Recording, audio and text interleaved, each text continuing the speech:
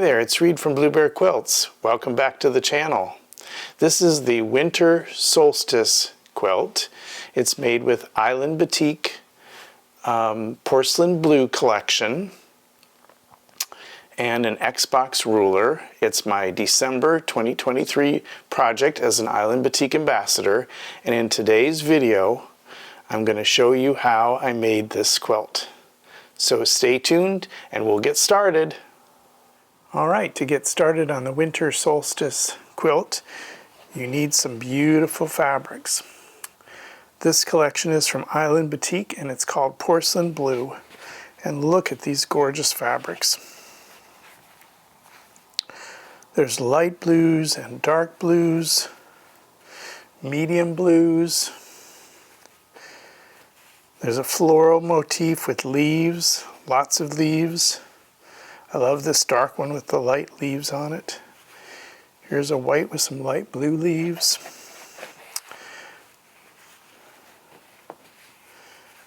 Beautiful medium blue with some smaller leaves and vines.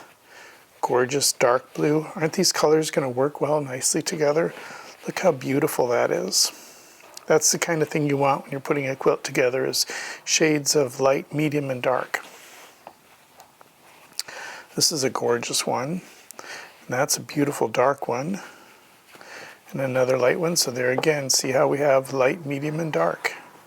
Beautiful combinations. I'm sorry if you hear banging in the background. There's a great big huge building that's being built in my neighborhood, and that's what that noise is. Then there's a nice white with some dots. And that beautiful motif there. So again, we have a light, a medium, and a dark.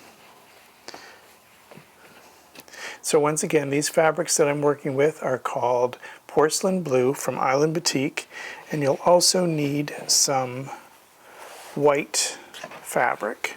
Then what else will you need? You'll need a rotary cutter, of course. You'll need a straight edge ruler, and this one's really good. It's the Quick Trim and Circle ruler by Creative Grids. You're also going to need a specialty ruler to make this quilt. It's the X Block ruler. It's 6.5 inches. It's by Cactus Queen. And this is what the ruler looks like. And you have to actually flip it back and forth. So I've put some medical tape on both sides that will help the ruler grip on the fabric. And the tape that I'm using is called Next Care by 3M. It's flexible, it's clear, and it has like a rough texture to it. So when you put it on the ruler, that rough texture grabs a hold of the fabric. And it's not too sticky. The tape is easily removed from your ruler. So those are basically the things that you will need in order to make this quilt. Let's get started making the blocks. So it's a 6.5 inch unfinished block, and it will finish at 6 inches. And so you can see that there's a solid strip in between broken up strips with white on either side, and they go different angles. So that's part of the reason why that ruler needed to be flipped. So you can see that this one, well, actually I'll have to show you that part later, but so the ruler does go one way on one and then it flips the other way. So actually it looks like it's that way on that one. You can kind of see how the lines are like that. And then when I flip it this way, it's like that. So that's why the ruler gets flipped both directions. But so in order to make these blocks, you need strips of the color fabric and strips of the white fabric. And so here are some strips of a dark fabric that I've cut out, and they get cut into smaller rectangles that are this size, and the pattern tells you how many of those you need to cut out. And then part of the strips get sewn to white strips. So you have a white strip with a color strip in between, and then another white strip. And so through the magic of the internet, I have some of those already sewn with a different color strip in the middle. And so in order to speed up the process, like if you've had to cut your strips in half and they're not like one long strip, you can actually lay two of these on top of each other for the next step, which is going to be cutting them into smaller segments. So I'm carefully lining these two up and making sure that they're lined up all the way where they need to be. And then I'm going to find a line on my ruler or on my mat that I want to start cutting. And I think it's going to be this one right here. So then I take my straight edge and I'm going to put it on that line and cut off these unfinished ends here.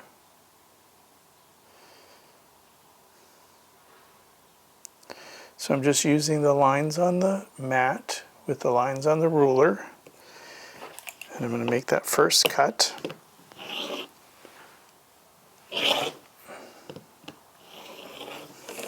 Peel those away. And then I'm going to make the next cut. And put the ruler on there. There we go. Cut this. Then I'm going to go down the row and make the next one.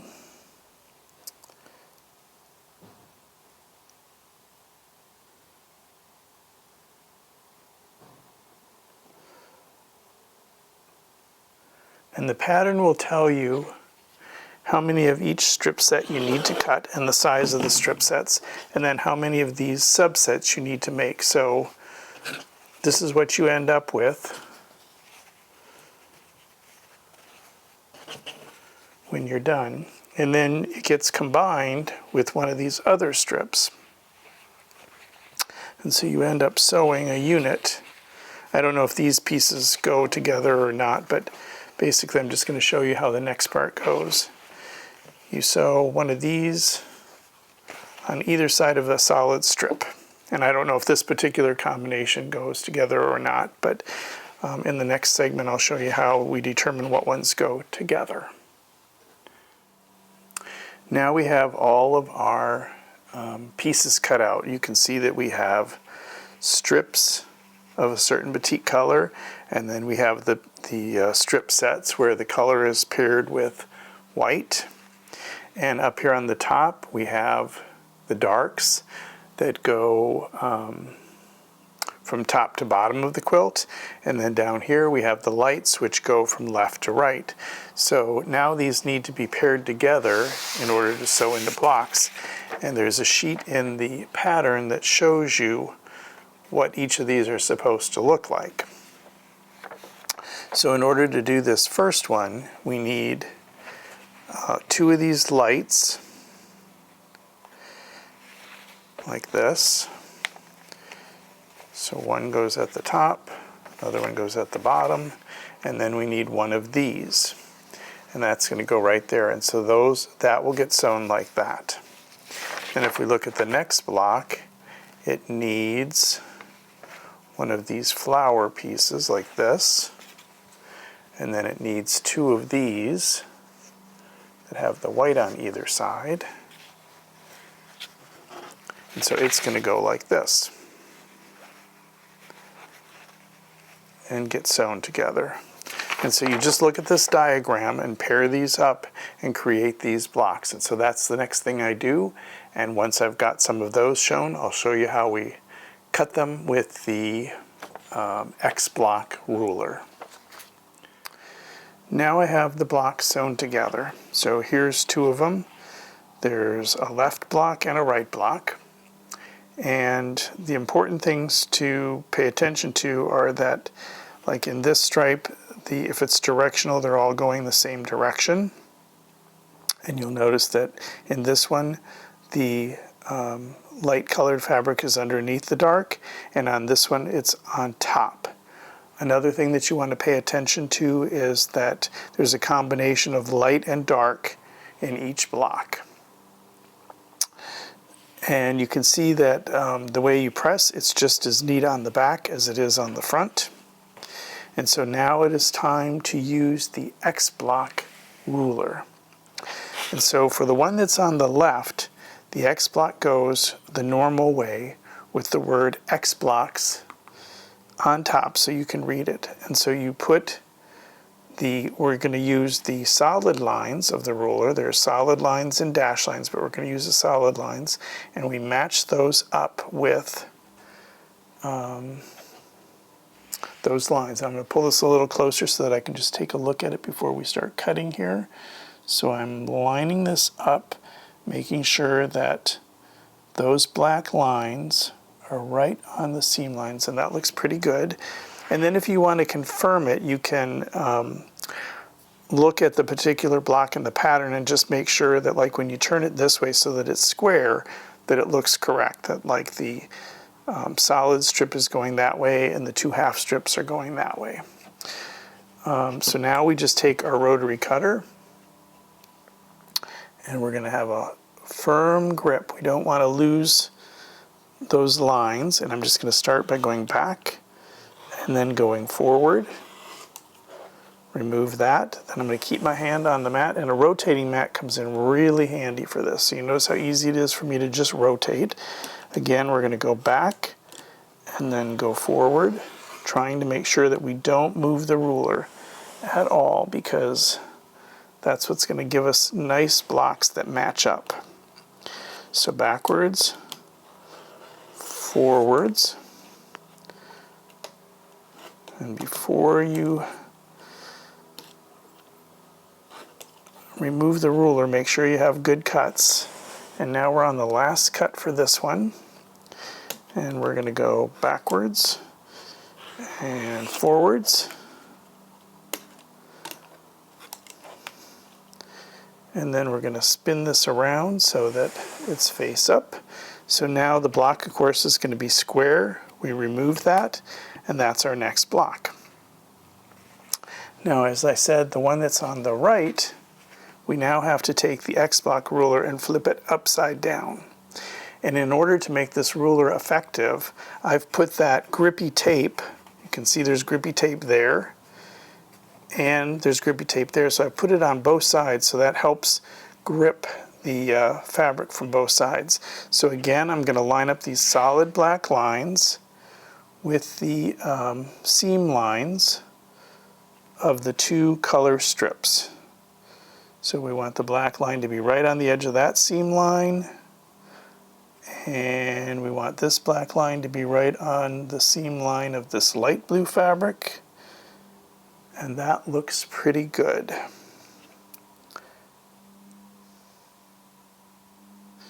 Just like that. And you kind of have to keep looking at it, because each adjustment you make does a little something different. So you have to keep looking at it. Okay, now I'm going to slide that back so you can see me cutting it.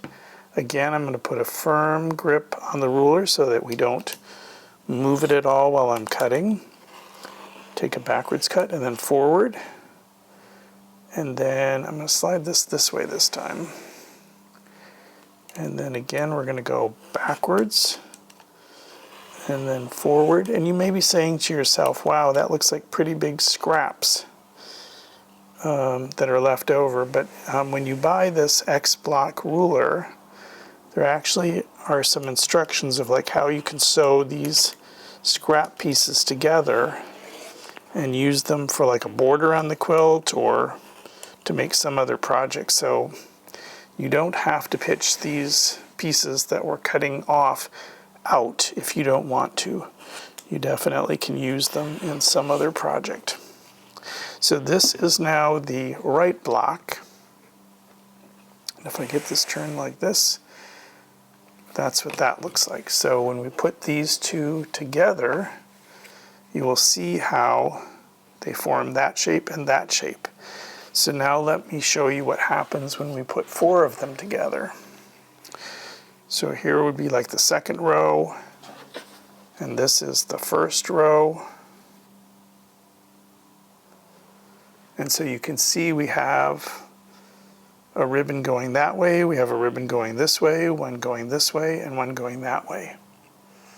And so it's just important that you pay attention to having the correct piece in the correct order and confirming that these strips are in the right sections for each block, and then making sure that when it's the left block you have the X block facing up, and when it's the right block you have the X block facing down. And so I'm going to go ahead and cut all of these out, and then I'll show you how I lay the quilt out. The first row started with the X block ruler right side up so that you could read the X blocks written on it correctly. The second row starts with the first block having the X blocks ruler upside down, then the next piece is right side up, then upside down. So each row it alternates. The first row it started right side up, then upside down. The second row it starts with upside down, then right side up. Then the third row it's going to start with right side up and upside down. So let me show you again how I cut out one of these. So this one is now the one of the upside down ones in the second row. So again, I've got the solid lines lined up with the seams of the color strips. And I'm going to press down firmly on the ruler and start by taking a back cut and then going forward. Then I'm going to rotate my rotating mat, which that's very, very helpful because part of the reason it's so helpful is that if you had to do this by turning the block, you're probably going to misalign the ruler, and then you'll have to realign it each time, and that can be very cumbersome. So having a rotating mat like this just makes it so much easier. If you don't have a rotating mat like this, another thing that you can do is if you have a small cutting mat, you can put that on the slippery surface of a table or a larger cutting mat, and then rotate the small mat, because it'll turn on the slippery surface that you have it on. So if you don't have a rotating mat, that might be a good way to accomplish the same thing. So there you can see we have the X blocks upside down, and when we do that, the colored strip, the light color strip, goes to the light. And now we'll do one more. We'll do a right side up. So again, we're going to put it right side up. And then I usually look at my diagram or the previous blocks and just make sure that this is going to match up, and it looks like it will.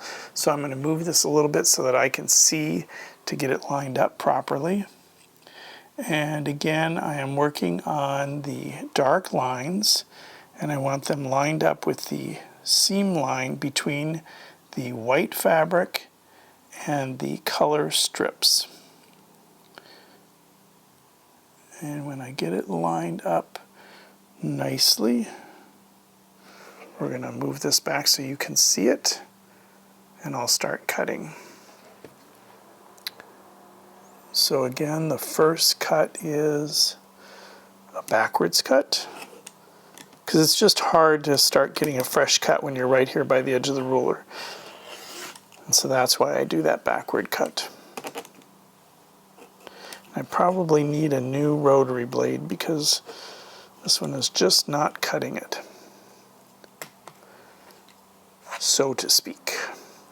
So now we're going to hold the ruler in place and turn the rotating mat, or if you have another mat, just spin it around and cut all four sides off.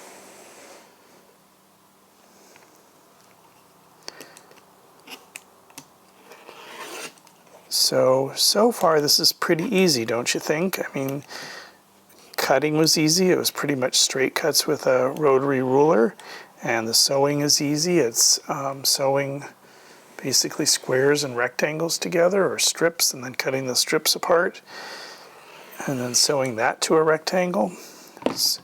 And even cutting with this ruler is pretty easy. And I think it's going to be a pretty spectacular quilt when this is done. So it's a fairly easy quilt that gives you really amazing results when you're done. So there is another block, this time when it's right side up. You will now notice that the light color strip is facing towards the right. So when it was upside down, the light color was facing to the left, and when it's right side up, the light color is facing to the right. So if you pay attention to those kind of things, you're always going to be cutting your pieces out correctly. These are the first two pieces of the first and second row. So as I said, in the first row, it starts out with the ruler, if I can find it here,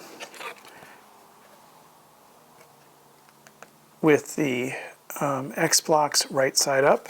The second piece was right side down. Then in the second row, it starts out upside down, and then it goes right side up.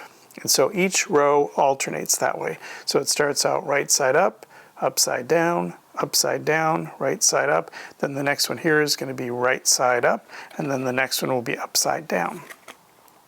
So another way to look at this, and to help you see if you have it right, is that notice the commonality between these two pieces. These both have a dark strip that's going over a strip that's been spliced. So a dark strip over a strip that's been spliced. This one has, where it's the upside down piece, has a light strip that's solid with the dark one being split. And again, this one was upside down, so it's a light strip with the dark one that's been split.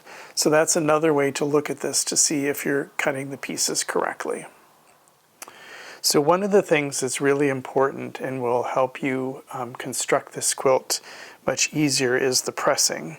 So when you're making your strip sets with the color strip in between two white strips, it's important that you press those toward the center color strip. So you're pressing away from the white and towards the color strip like that. So then here is your strip sets, and then you're now going to sew two of those onto another color strip. So when you're doing that, you want to press toward the strip set. So now you're pressing away from the color strip and towards that. And so on the back it looks like this. The strip sets are pressed towards the color strip. When you add the strip sets to the middle color strip, you press away from the color strip. And so if you use that pressing method, it's going to be really easy to put these blocks together, and I'll show you what I mean. Because what happens is they nest together really nicely. So once you have your blocks all sewn, you want to lay them out. And when you're laying them out, there's a couple things you want to look for. One, you want to make sure that your dark fabrics are going in a rhythm like this, from left to right. And here's the next one, going like this, from left to right. You want to make sure that your light fabrics are going in a ribbon from top to bottom. So that one's like that, like that, like that. And so as long as it looks like that, you've laid everything out correctly. If you have directional fabrics, which I only seem to have two in this, you kind of want to pay attention to those as well. So for example, this one and this one is a little bit directional in that it has these, I don't know how to describe them, but dashes above and then some dots and then a curved piece and then these long curved fingers coming out. So you'll notice that on each of these, they're all facing the same direction with the dots kind of like closest towards me. This is that same fabric, only it's much lighter. So now we have all of the dots facing towards the left. So if you pay attention to any directional fabrics like that, it's going to give it a more consistent look. So now how do we match the blocks up? So here's where that pressing really comes in handy. So when we've pressed these towards this middle strip, because remember this with the white it was a strip set, so this is pressed towards the strip set. This now is the center one, so it's pressed away from that. So these two things are going to nest up with each other when we match these blocks up. So do you see how that is kind of like laying there, and then I can put it up there. I can take my fingers and literally push those two seams next to each other, and then see there's one seam going that way and another seam going that way. Same thing down here. It's like there's one seam going to the right, another one's going to the left. I can push those next to each other, and then what I do is I just take and pin them. So like I'm going to take and push that together. I can feel that the seams are right next to each other. I'm going to pin it. And then I'm going to take, and again, make sure that these seams are right next to each other. I can push it, make sure they're right next to each other, and pin it right to the right of that seam so that it's not going to move while I'm sewing.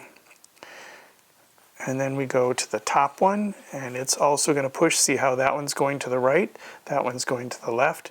With your fingers, you can literally feel that those two are nesting together or matching up. And then I would take and put a pin in here like that. And so now that's all pinned together, and I would just sew along here at 1/4 inch. When I do that, I get units that look like this. So this has now been sewn together in pairs. And you see how nice these points are. Because everything nested, everything's matching up really nice. Now when you press the blocks as you're sewing them together, I recommend pressing this seam open. You can see how this 1/4 inch seam is pressed that way, this 1/4 inch seam is pressed that way. That's called pressing it open. So by doing that, it's going to help this be a little bit flatter when this is now combined to the next row. So you just keep sewing them together in sets of 2 like this. And then when you do that, you end up with the start of a row that looks like this, where it is now 4 blocks together. And you can see that wherever I've joined the blocks together, I've pressed the seams open. And that's going to help when I join the rows together. So although this quilt looks really complicated, I think you can see that when you follow these instructions and follow the pattern, it's not that complicated, and you can come up with a really striking quilt. So I'm going to keep sewing these blocks together, and then I'll show you as we put the rows together. Now I have the rows all laid out.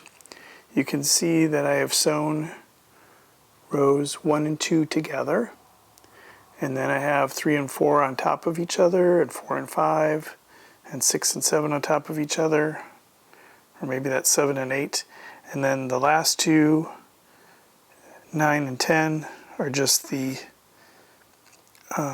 rows laid out. So I lay them out like that. And then when I've sewn those first 2 rows together, that center seam between the rows, I press that open so that the quilt top will lay nice and flat for the quilting. So I'm going to continue sewing these rows together from top to bottom, and then I'll show you what the quilt top looks like. Now I have the quilt all pinned, and I am quilting it on my Janome machine.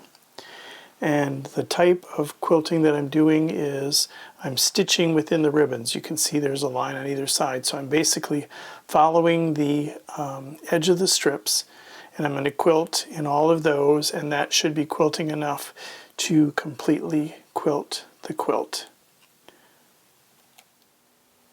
Thanks for watching. I hope you've enjoyed seeing me make the Winter Solstice quilt with Porcelain Blue fabric collection from Island Batik. If you like this video, be sure to give it a thumbs up, subscribe so that you don't miss any future videos, and we'll see you next time. Bye-bye.